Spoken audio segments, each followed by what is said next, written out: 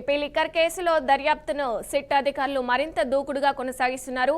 తిరుపతి చంద్రగిరిలో చెవిరెడ్డి భాస్కర్ రెడ్డి నివాసంలో ఉదయం నుంచి విస్తృతంగా తనిఖీలు చేస్తున్నారు. మొత్తం 22 మంది అధికారులతో కలిసి సోదాలు కొనసాగుతున్నాయి. ఎస్ఎఫ్ఎల్ బృందం సహాయంతో భాస్కర్ రెడ్డి నివాసంలో లోతైన తనిఖీలు జరుగుతున్నాయి. పెద్ద ఎత్తున షేల్ కంపెనీలలో మద్యం నిధులను పెట్టుబడిగా పెట్టినట్టు అనుమానాలు వ్యక్తమవుతున్నాయి. వైసీపీ హయాంలో 2021 డిసెంబర్లో ఈ కంపెనీని స్థాపించారని, మద్యం ముడుపుల సొమ్ము, రూటింగు, నల్లధనాన్ని వైట్లోకి మార్చడానికి ఈ కంపెనీని వినియోగించారని సిట్టు ప్రాథమికంగా గుర్తించింది.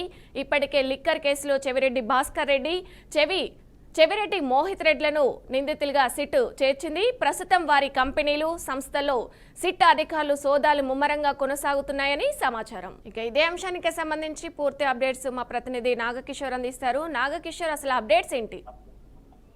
విజయ, ఇక్కడ ప్రధానంగా చూసుకున్నట్లయితే లిక్కర్ కేసులో సిట్ దర్యాప్తు ముమ్మరం చేసిందని చెప్పుకోవచ్చు. ఇప్పటికే దీనికి సంబంధించి 48 మందిని నిందితులుగా సిట్ ఛార్జ్ షీట్ లో దాఖలు చేయడం జరిగింది. దాంట్లో భాగంగా 12 మంది కూడా అరెస్ట్ చేయడం జరిగింది.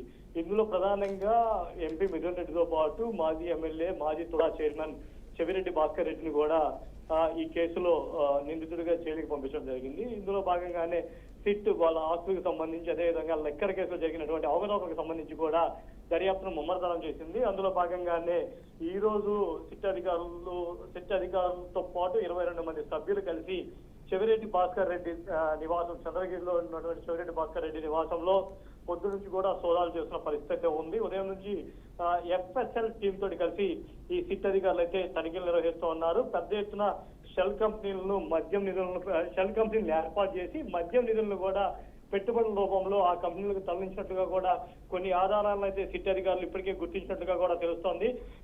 దానికి సంబంధించి సిట్ కొంత బృందం కూడా ఆ షెల్ కంపెనీల పేరుతో ఇక్కడ ఏర్పాటు చేసిన బోర్డుకు సంబంధించి, అదేవిధంగా వాటిని ఒరిజినల్ కంపెనీలు కూడా గుర్తించి అక్కడ కూడా దాడులు చేస్తున్న పరిస్థితుల్లో అక్కడ కొన్ని కంపెనీల్లో సజ్జల రామకృష్ణ తనయుడు సజ్జల భార్గవ రెడ్డితో పాటు చెవిరెడ్డి కుమారుడు, అదేవిధంగా ప్రద్యుమ్న ముగ్గురు డైరెక్టర్ ఉన్నటువంటి కొన్ని కంపెనీలు కూడా ఇప్పటికే సిట్ అధికారులు గుర్తించారు.